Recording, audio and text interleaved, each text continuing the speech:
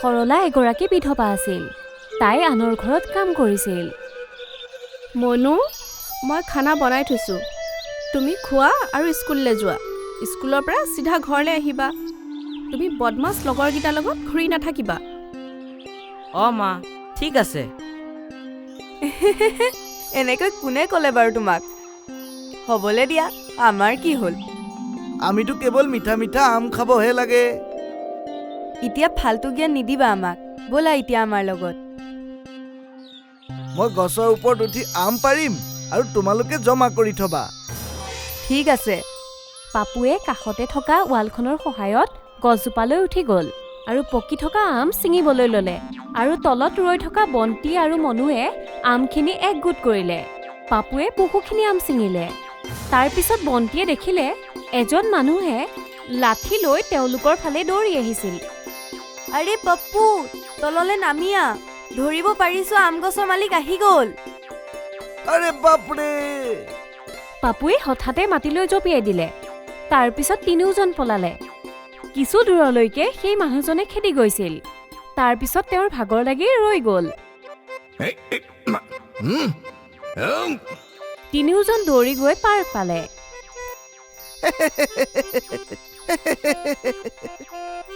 কি মজা লাগিল ন? মই ভাবিছিলো সেই মানুহজনে আমাক সকলোকে পুৰা ধুলাই কৰিব। তেওঁৰ হাতত কিমান ডাঙৰ লাঠি এডাল আছিল। যদি এচাত পৰিল হয়, আমাৰ কি অৱস্থা হ'ল হয়। আৰে মনু, তই বহুত ভয়াতুৰ। চা, আমি তাৰ আম গছজোপাৰ পৰা কিমান আম পাৰিলো। সি আমাক ধৰিব পাৰিলে নেকি কিবা?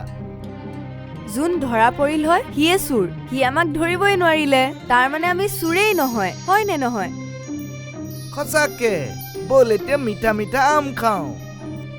তিনিওজন লগ হৈ মিঠা আম খাবলৈ ধৰিলে। মনুৱে জানিছিল যে এয়া ভুল আছিল, কিন্তু তাৰ আম বহুত প্ৰিয় আছিল আৰু তাৰ মাকে তাক আম কিনি দিব পৰা নাছিল। আম খাই তেওঁলোকে স্কুল পালে। স্কুল গেটত সিহঁতে ৰোহনক দেখিলে। ৰোহনৰ দেউতাক আৰক্ষীৰ কনিষ্টবল আছিল। তেওঁৰ উপাৰ্জন ভালেই আছিল আৰু সেইকাৰণেই আন ল'ৰা ছোৱালীতকৈ ৰোহনৰ ওচৰত বেছি বস্তু আছিল। ৰোহনে প্ৰায়েই তাৰ স্মাৰ্টফোনটো দেখুৱাই ফুৰিছিল। আৰে বন্ধুসকল, তোমালোকে ফ্ৰী ফায়াৰ গেম খেলিবানে? নেখেলো। মই কথাটো পাহৰিয়ে গৈছিলোঁ। তোমালোকৰ ওচৰতো স্মাৰ্টফোনেই নাই। তেনেহ'লে তোমালোকে গেম খেলিবই নোৱাৰা। তোমাৰ ওচৰত আছে ন? তেনেহ'লে তই স্মাৰ্টফোনত গেম খেলি থাক। আৰু তুমি এতিয়া ইয়াৰ পৰা যোৱা, বুজিলা? ৰোহনে সদায় সিহঁত তিনিওজনক ঠাট্টা কৰিবলৈ বিচাৰি ফুৰিছিল। ৰোহনৰ কথাবোৰ মনুৱে ভাল পোৱা নাছিল। তই ইয়াৰ কথা ভাবিব নালাগে। ই লেতেৰা হয়। মনুৱে স্কুলত আৰু স্কুলৰ বাহিৰত এইটোৱে ভাবি আছিল যে যদি তাৰ ওচৰতো এটা স্মাৰ্টফোন থাকিলেহেঁতেন। আৰু স্মাৰ্টফোনৰ সপোন দেখি দেখি মনু শুই গ'ল। পাছদিনা ৰাতিপুৱা সৰলাই মনুক উঠালে। আজি দেওবাৰ আছিল।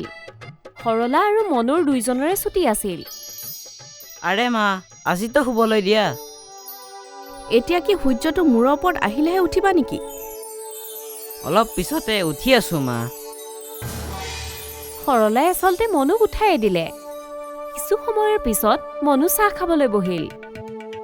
মা, মই বন্ধুসকলৰ লগত চাইকেল চলাবলৈ যাওঁ। ঠিক আছে, দুপৰীয়া সোনকালে আহি যাবা। মা, ঘূৰি আহিম। আৰে শুনা, তোমাৰ বন্ধু বন্তি পাপু বদমাছকেইটাতো নহয় ন? মা, তুমি এনেই মিছা মিছি সিহঁতক গালি পাৰি থাকা। দুয়োজন বহুত ভাল হয়। নহয় বাবা, সেই ল'ৰা দুজন ভাল নহয়। যাকে তাকে উল্টাকে কয় আৰু লগতে চুৰো কৰে। সিহঁতৰ লগত থাকিলে এদিন তুমিও বেয়া হৈ যাবা। তুমি সিহঁতৰ লগত কেতিয়াও নাথাকিবা। ঠিক আছে মা, মই নাথাকো। এতিয়া মই যাওঁ। মনুৱে নিজৰ চাইকেল ল'লে আৰু চলাই গ'ল। সি তাৰ বন্ধুসকলৰ লগত খেলপথাৰ পালে আৰু তিনিওজনে মিলি কথা পাতিবলৈ ল'লে।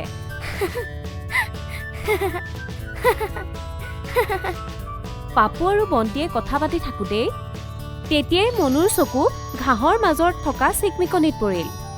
মনুৱে সেই বস্তুটো উঠালে আৰু দেখিলে সেইটো স্মাৰ্টফোন আছিল। এইটো চাগে কাৰোবাৰ ফোন পৰি গ'ল ইয়াত।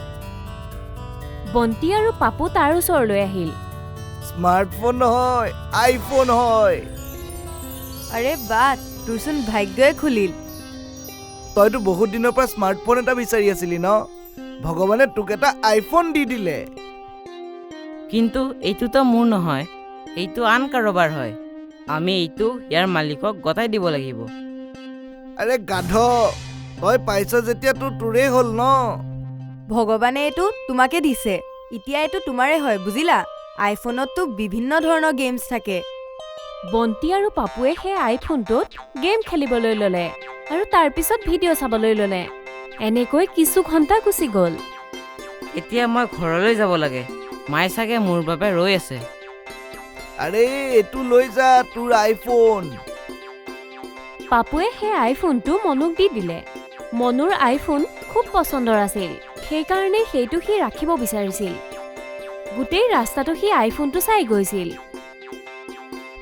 মনুৱে আইফোনটো লৈ ঘৰ পালে আৰু সি আইফোনটো ঘৰত লুকুৱাই থলে।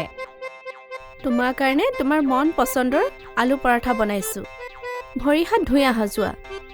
আহিছোঁ মা। মনুৱে খানা খাবলৈ বহি দিলে। মনুৱে তেওঁৰ মাকক আইফোনটোৰ কথা কোৱা নাছিলে। সি জানিছিল যে তাৰ মাকে তাক বহুত গালি পাৰিব। তাৰ পিছত সি যেনে তেনে পৰঠাটো খালে। আৰে এয়া কি? তুমিতো মাত্ৰ এখনহে পৰঠা খালা।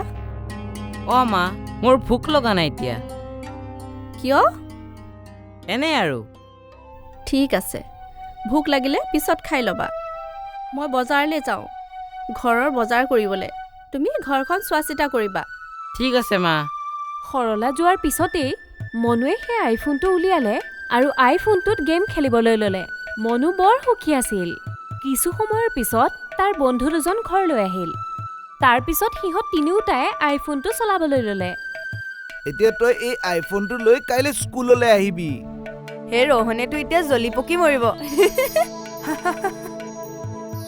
তেওঁলোকে কথা পাতি থাকোঁতেই সৰলা ঘৰলৈ আহিল। সৰলাক দেখিয়েই মনুৱে আইফোনটো গাৰুৰ তলত সুমুৱাই দিলে। ইহঁতি ইয়াত কি কৰি আছে? হোমৱৰ্ক ল'বলৈ আহিছিলোঁ আণ্টি। বাছ কিতাপখন লৈয়ে আমি গুচি যাম। পাপুৱে মনুৰ পৰা এখন কিতাপ ল'লে আৰু তাৰ পৰা গুচি গ'ল। সিহঁত যোৱাৰ পিছতেই সৰলাই মনুক কথা শুনালে। তোমাক কিমান বাৰ ক'ব লাগে ইহঁতৰ পৰা দূৰত থাকিবা। কিতাপ ল'বলৈ আহিছিল মা। তুমি বুজি নোপোৱা বাবা, তোমাৰ মামাৰো এনেকুৱাই কেইজনমান বন্ধু আছিল। তোমাৰ মামা বহুত ভাল আছিল। যেতিয়া বন্ধুকেইজনে চুৰ কৰিছিল, কিন্তু পুলিচে তোমাৰ মামাকহে ধৰি লৈ গ'ল। সেইদিনাৰ পৰাই আমাৰ পৰিয়ালক মানুহে বেয়া বুলি ভাবে। মই নাভাবোঁ যে তোমাৰ লগতো এনেকুৱা কিবা হওক। মই নিবিচাৰোঁ যে তোমাৰ বন্ধুৰ কাৰণে তোমাক পুলিচে ধৰি লৈ যায়। পুলিচৰ কথা শুনি মনুৱে ভয় খালে।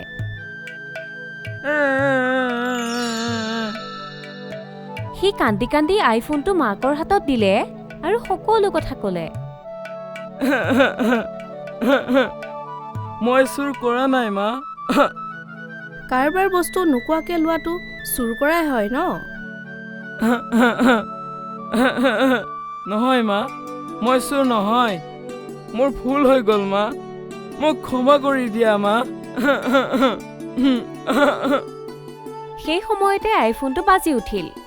সৰলাই ফোনটো ধৰিলে। হয়, মই বজাৰৰ ওচৰতে থকা পথটো পাই কৈছোঁ। এই ফোনটো মোৰ ল'ৰাটোৱে ৰাস্তাত পাইছিল। হয়, সোনকালে আহক। কিছু সময়ৰ পিছতে ফোনৰ মালিক ফোন নিবলৈ আহিল। সৰলাই সেই ফোনটো উভতাই দিলে। বহুত বহুত ধন্যবাদ ভনী। আজিকালি কোনে কাৰ বস্তু উভতাই দিবহে? আপোনালোক বৰ ভাল মানুহ। ধন্যবাদ ধন্যবাদ বোপা। আৰু সেই মানুহজনে আইফোনটো লৈ গুচি গ'ল। সৰলাই খঙেৰে মনুৰ ফালে চালে। তাইৰ তেতিয়াও মনুৰ ওপৰত খং উঠিয়ে আছিল। মনুৱে কেইবাবাৰো ক্ষমা খুজিলে, কিন্তু সৰলাই এবাৰো ক্ষমা নকৰিলে। সেইকাৰণে মনুৱে ৰাতি জোৰ জোৰকৈ কান্দিবলৈ ধৰিলে। মোক ক্ষমা কৰি দিয়া। তুমি মোক যি ক'বা মই তাকে কৰিম। সেই বদমাছ দুজনে তোমাক চুৰ কৰাও শিকালে। আজিৰ পৰা সেই বদমাছকেইটাৰ লগত তুমি কেতিয়াও নাথাকিবা। সেই দুজনে তোমাক জীৱন ধ্বংস কৰি দিব। ঠিক আছে মা, মই আপোনাক কথা দিলোঁ। আজিৰ পৰা মই সিহঁতৰ লগত কেতিয়াও নাথাকোঁ। সৰলাই মনুক ক্ষমা কৰি দিলে। মনুৱে নিজৰ শিক্ষা পাই গ'ল। সেইদিনাৰ পৰা মনুৱে কেতিয়াও পাপু আৰু বন্তিৰ লগত নাথাকিল। সি নিজৰ বেয়া সংগ এৰি দিলে।